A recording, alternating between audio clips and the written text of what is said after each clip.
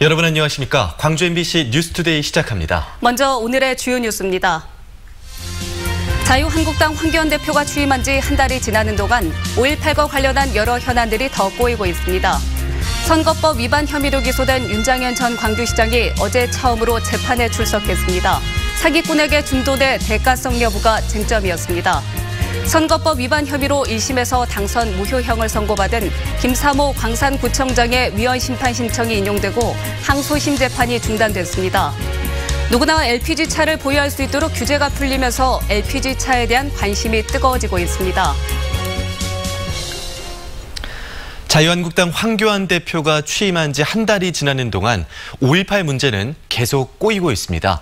망언 의원들에 대한 징계는 유야무야됐고 진상조사위 구성과 외국처벌법 처리도 발목이 잡혀 있습니다. 보도에 정용욱 기자입니다.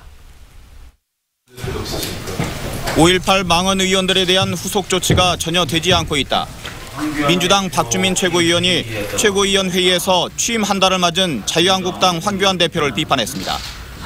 5.18에 대한 황 대표의 대응이 거꾸로 가고 있다는 지적인 셈입니다.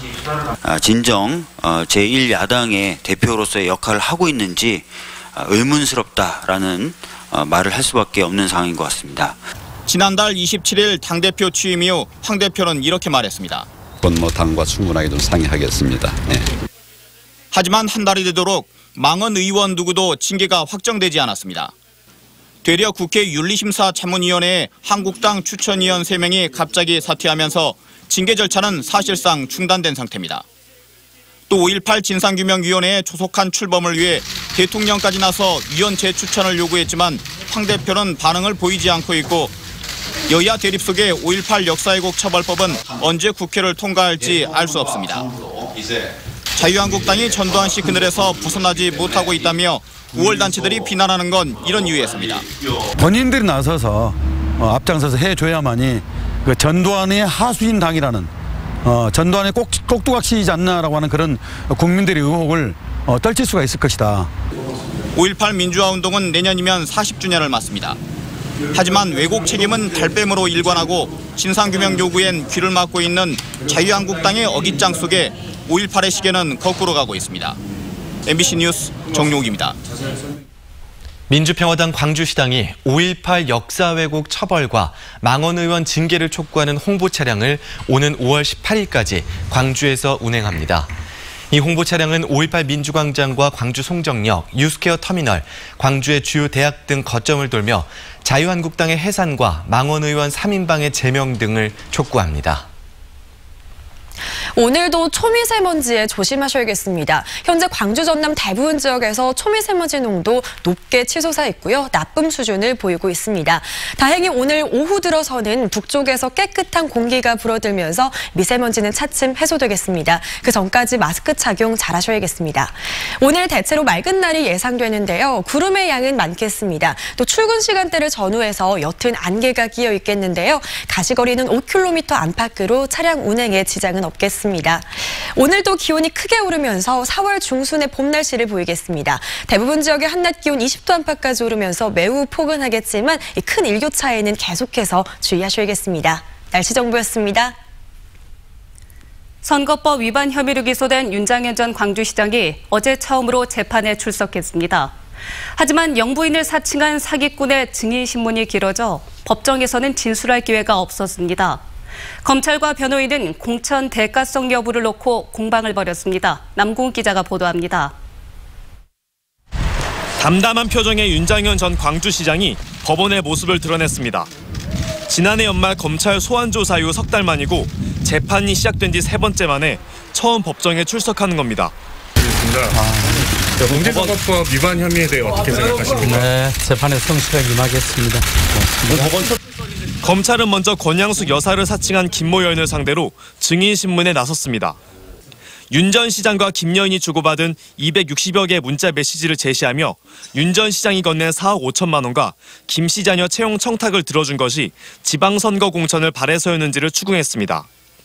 검찰은 특히 김 씨가 윤 시장에게 보낸 이용섭 씨 주저앉혔다, 큰 산을 넘었다, 시장님 재임하셔야겠죠 등의 문자가 공천을 대가로 제시한 게 아니냐고 물었습니다. 이에 대해 김 씨는 오로지 돈과 자녀의 취업을 위한 사기 범행이었다고 진술했습니다. 윤 시장 측 변호인은 김 씨가 민주당 광주시장 경선 컷오프 일정도 모르고 있었다며 검찰이 공직선거법을 적용하기 위해 무리한 수사를 한 것이라고 주장했습니다. 김 여인에 대한 신문이 길어지면서 윤장현 전 시장에 대한 피고인 신문은 다음 달 10일로 미뤄졌습니다. 지방선거 공천 대간이 아니냐를 두고 검찰과 윤장현 전 시장 측은 앞으로도 치열한 법정 공방을 예고하고 있습니다. MBC 뉴스 남궁욱입니다. 공직선거법 위반 혐의로 항소심 재판을 받고 있는 김삼호 광주 광산구청장의 재판이 중단됐습니다. 광주고법 형사11부는 현행 공직선거법이 공기업 근로자의 정치적 자유를 지나치게 제한하고 있다는 김 청장의 위헌법률 심판 신청을 받아들이고 헌법재판소에 심판 제청을 하기로 했고 결정이 내려질 때까지 항소심 절차를 멈추기로 했습니다. 김 청장은 지난 2017년 민주당 경선에 대비해 시설공단 직원 등 4천여 명을 당원으로 불법 모집한 혐의로 1심에서 징역 1년 2개월, 집행유예 2년의 당선 무효형을 선고받았습니다. 영양 강화대학으로 분류된 조선대가 내일 이사회를 열고 총장 회의만을 처리합니다. 조선대에 따르면 오늘 오후 2시 제5차 이사회를 열고 직위 해제 상태인 강동환 총장 회의만을 공식 상정에 처리합니다. 법인 정관상 제적이사 9명 가운데 과반 출석의 3분의 2 이상이 찬성할 경우 총장 회의만은 의결됩니다. 조선대 이사회는 지난해 11월 조선대가 역량강화대학으로 분류된 것에 대한 책임 등을 물어 강 총장을 3개월간 직위 해제했고 지난달 직위 해제 기간을 2달 더 연장했습니다. 연료비 부담이 상대적으로 적은 LPG 차량에 대한 관심이 높아지고 있습니다. 일반인 누구나 LPG 차량을 살 수 있도록 법 규정이 완화되면서 기존 차량의 구조를 변경하거나 LPG차를 사려는 사람들이 늘고 있습니다. 이계상 기자가 전해드립니다. LPG 충전소 앞에 가스를 채우려는 차량들이 줄지어 서 있습니다. 운전자들이 LPG를 선호하는 이유는 단연 상대적으로 저렴한 연료비입니다. 한 3분의 1 정도? 1 정도는 절약이 되죠. 네. 연비 측에서는. 특히 광주 지역 LPG 값은 전국에서 가장 낮은 수준을 보이고 있습니다. 전국 평균보다 광주는 50-60원가량 싸고 최저가 충전소를 기준으로 보면 120원가량 저렴한 것으로 집계됐습니다. 이런 혜택은 택시나 렌터카, 장애인용 등으로만 제한됐지만 관련 법 개정으로 일반인들도 LPG 차량 구매가 가능해졌습니다. 휘발유차를 갖고 있는 운전자들은 LPG차로 구조 변경을 할 수도 있게 됐습니다. 광주의 한 차량 구조 변경 정비 업체에는 법 개정 전부터 고객들의 문의가 잇따랐고 불과 일주일도 안 돼 30여 대의 차량이 구조 변경을 기다리고 있습니다. 매일 지금 하루에 문의가 너무 많은 상태라 선 예약을 받고 있는 추세입니다. LPG 차량에 대한 등록 규제가 완화되면서 중고차 거래 시장에도 변화의 흐름이 감지되고 있습니다. LPG 차량을 손쉽게 거래할 수 있게 된 데다 연비가 떨어져 차량 감가율이 높았던 중대형 가솔린 승용차가 연비 좋은 차로 개선될 수 있게 됐기 때문입니다.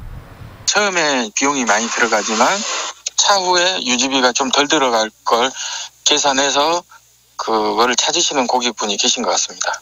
지난달 기준으로 광주 지역에서는 전체 차량의 12.9%인 8만 6천여 대의 LPG 차량이 운행되고 있습니다. LPG 가격이 지금처럼 안정세를 유지하고 신차 구입 조건도 개선될 경우 LPG차 인기가 더 높아질 것으로 전망됩니다. MBC 뉴스 이계상입니다. 세계 수영선수권대회 기간에 무등산에서 친환경 차량을 운행하는 방안을 검토 중인 광주시에 대해 환경단체가 반대 목소리를 냈습니다. 광주 환경운동연합 등 8개 환경단체는 공동성명을 내고 지금은 무등산을 이용할 때가 아니라 복원을 논의할 때라며 전기차 운행 검토를 즉각 중단하라고 촉구했습니다. 또 지난해에도 광주시가 이를 검토했지만 환경부와 국립공원공단이 자연훼손, 안전사고 우려 등을 이유로 반대한 사안이라며 광주시의 행정에 심각한 우려를 표한다고 지적했습니다. 한국농어촌공사가 농어민들의 난방비 부담을 줄이기 위해 에너지 진단 컨설팅 사업을 추진합니다. 농어촌공사는 다음 달 18일까지 에너지 진단 컨설팅 사업에 참여할 농가를 모집해 난방비 부담을 줄이기 위한 농가별 맞춤형 컨설팅을 해주기로 했습니다. 컨설팅 비용은 전액 국비로 지원되고 해당 농가의 에너지 절감 효과와 애로사항 등을 점검해 사업 효과를 극대화할 계획입니다.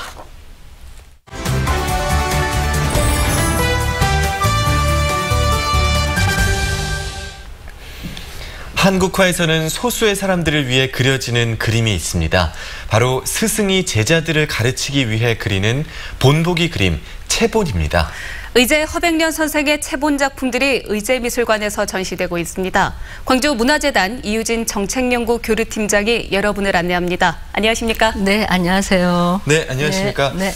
체본에 대해서 제가 간단히 언급을 하긴 했는데요. 우리 팀장님이 좀 더 자세히 설명을 해주실까요? 네, 말씀하신 것처럼 우리 한국화에서 체본은 스승이 제자들을 가르치기 위해서 본보기로 직접 그림을 그려서 가르치는 방법입니다. 네, 제자들은 스승이 제자 앞에서 네. 직접 그려 보이는 그림을 통해서 그림의 형태뿐만이 아니라 그리는 순서나 분놀림, 그때 호흡을 익히면서 화가로서의 자세를 익힌다고 할 수 있겠죠. 네. 뭐 허백년 선생은 워낙 유명한 분이시잖아요. 그렇죠. 그래서 따르는 제자들도 많았는데 허백년 선생 어떤 분이었는지 소개해 주시죠. 네, 우리나라 남종 문인화가의 대가라고 일컬어지시죠. 네. 의제 허백년 선생은 진도에서 태어나셨습니다.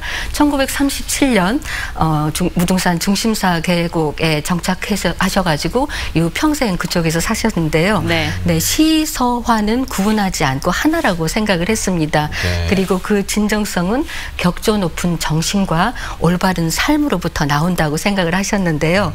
그림에 매진하는 한편 무등산에 차를 심으셨어요. 그래서 또 그 춘선차를 생산을 하셨고 네. 사매학원이라고 농업학교를 세우셔가지고 사회 사업에도 열정을 쏟으셨습니다. 네. 그런데 저는 개인적으로 좀 이 책을 굉장히 좋아합니다. 어떤 책일까요? 의제 허백년 선생에 대한 책이에요. 그의 삶과 예술에 대한, 그리고 의제미술관의 어떤 건축적 풍경을 담은 책인데요. 예, 이 본문 중에 이런 문장이 있습니다. 나는 올해 88살이다. 내 한평생이 춘설차 한 모금만큼이나 향기로웠던가를 생각하고 얼굴을 붉히곤 한다. 예, 굉장히 여운이 남은 글입니다. 삶과 예술은 경쟁하지 않는다. 그 문구가 딱인 것 같습니다. 굉장히 뭐 예술적인 경지가 깊이가 있는 것도 느껴지는데 일단 삶에서 겸손함이 있는 분이시네요. 네, 그렇습니다.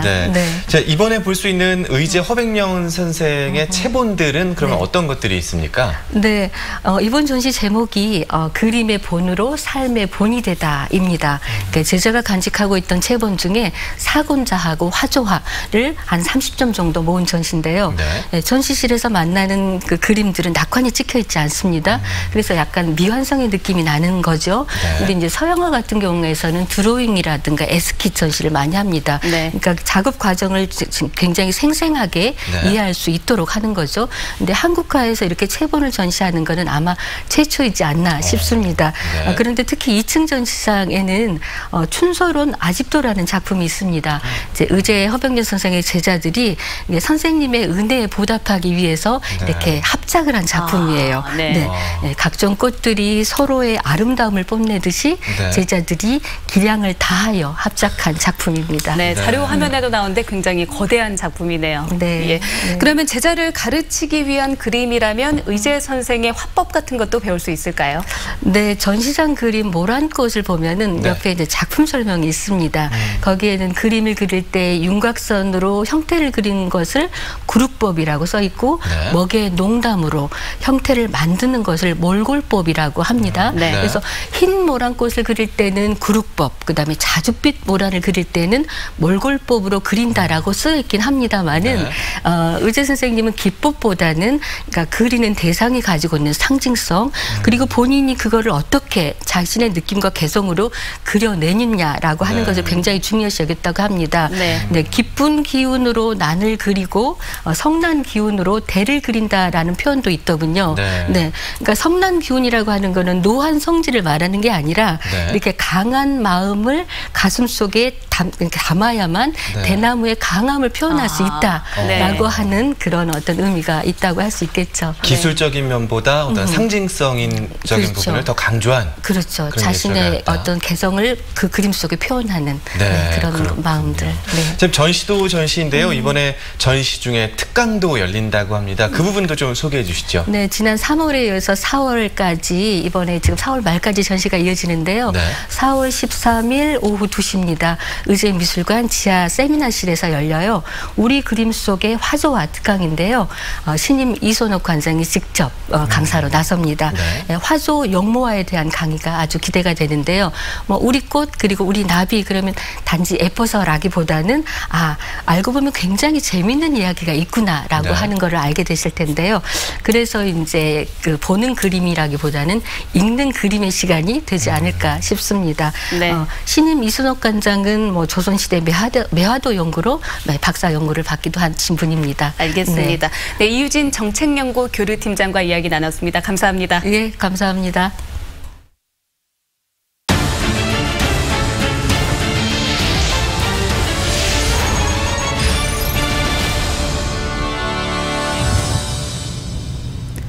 어제 오후 2시 30분쯤 화순군 화순읍의 한 목장에서 불이 나 임야 0.05헥타를 태우고 2시간 30여 분 만에 꺼졌습니다. 소방과 산림당국은 목장에서 시작된 불이 강한 바람을 타고 산으로 번지면서 진화에 애를 먹었습니다. 산림당국은 목장에서 기계로 파이프를 절단하다 불씨가 튀어 화재가 난 것으로 보고 있습니다. 58년 전 광주에 세워졌다 중간에 사라졌던 안중근 의사 숙모비가 25년 만에 나주에서 발견됐습니다. 광주시에 따르면 나주시에 사는 이모 씨가 최근 석재상에서 숙모비를 발견해 훼손되지 않도록 자비로 매입한 뒤 광주시에 기증 의사를 밝혔습니다. 광주시는 광주 중해공원에 있던 비석이 1995년 안중근 의사 동상 설립 과정에서 사라진 것으로 파악하고 광주 시립민속박물관에 보관하는 방안, 향교 측에 보관하는 방안 등을 고심 중입니다.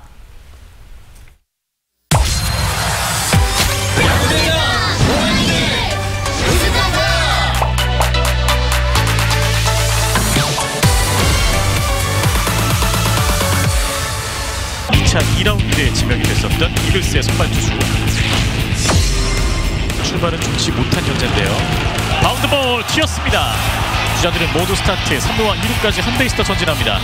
지금 김민식 4구 타격 센터 쪽 우중간 떨어진 안타.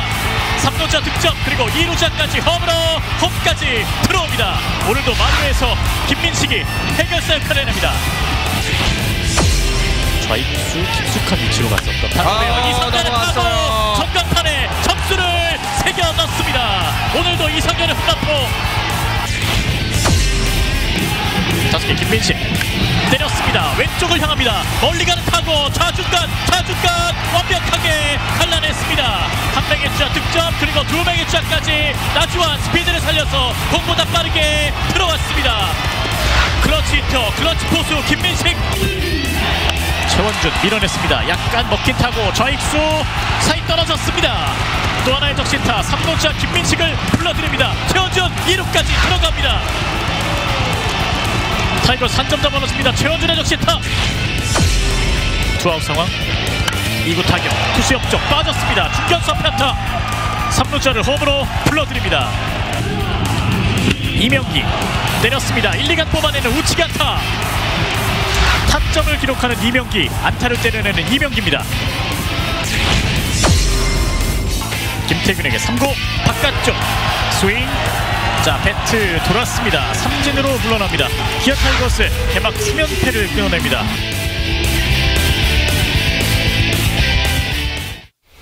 소록도의 천사 마리안느와 마가렛 간호사의 희생과 나눔 정신을 전국 자원봉사자들과 함께 나눌 연수원이 고흥에 문을 열었습니다. 김주희 기자가 다녀왔습니다. 공예 전국 자원봉사자들의 새로운 요람이 새롭게 운영에 들어갔습니다. 소록도 마리안느와 마가렛 두 간호사의 정신을 계승한 나눔 연수원이 문을 연 겁니다.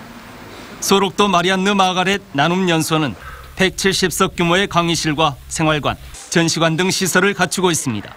나눔 연수원에서는 마리안느와 마가렛의 정신을 전할 프로그램과 교육과정도 함께 마련돼 전국 자원봉사자 양성에 새로운 요람이 될 것으로 보입니다.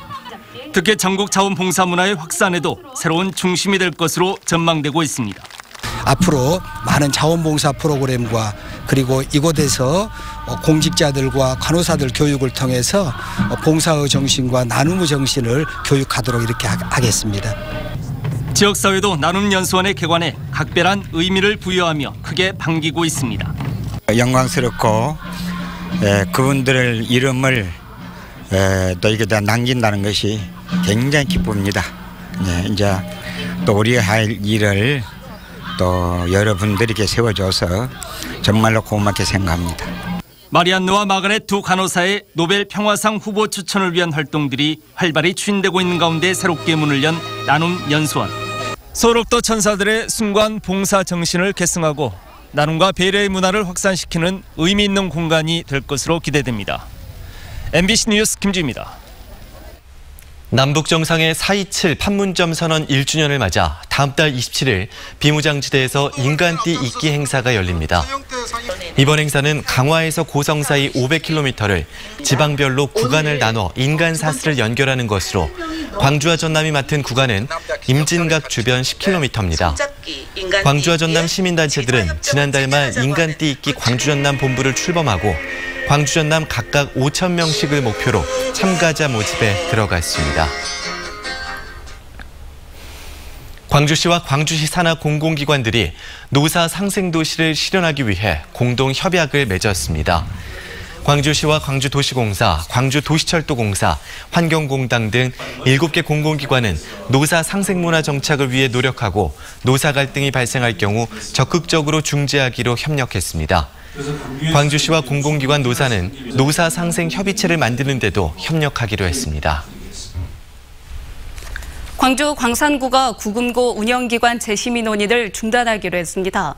광주 광산구는 심의위원 명단 유출이 문제가 된 구금고 운영기관 재심의를 검토했지만 추가 소송 가능성이 있어 중단하고 지난해 심의에서 탈락한 농협이 광산구를 상대로 제기한 금고 지정 무효 확인 소송에 대응하는 데 집중하기로 했습니다. 광산구는 심의위원 명단 유출이 경찰 수사로 확인되긴 했지만 공무원 개인의 일탈 행위일 뿐 구 금고 선정에 대한 심의와 평가에는 직접적인 영향이 없었다는 입장도 내놨습니다. 학생 상담 내용을 서버에 직접화하라는 교육부 방침에 일선 교사들이 개인정보보호법 위반이라며 반발하고 나섰습니다. 광주 교사노조는 상담 학생들의 기초정보를 서버에 기록해 데이터베이스화라는 교육부의 지침은 행정 편의주의적 발상이라며 민감한 정보를 집적해서는 안 된다고 밝혔습니다. 광주시교육청은 교육부 지침에 따라 각 학교에 공문을 보내고는 있지만 정보를 집적화했을 경우 개인 유출과 인권 침해가 우려된다며 사용을 권장하지는 않는다고 말했습니다.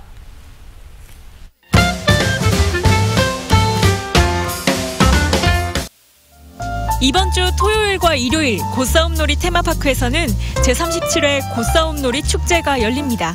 세상 만사, 고루였고 고루 풀고를 주제로 전통놀이 대회장, 전통 공연, 달집 태우기, 그리고 고싸움 시연 등이 이어지는데요. 미디어 파사드 공연, 스탬프 투어 등 체험 프로그램도 이틀간 다채롭게 마련됩니다. 미세먼지 심한 날 자녀들과 어디를 갈까 고민이 된다면 국립아시아문화전당 어린이문화원은 어떨까요? 지난 1월에 부분 개편된 어린이 체험관은 아시아의 생활 문화를 디지털 영상물 등을 통해 직접 체험할 수 있도록 구성됐고요. 어린이 도서관에서는 카자흐스탄, 키르기스스탄 등 중앙아시아 작가 5명이 쓴 그림책도 무료로 볼 수 있습니다.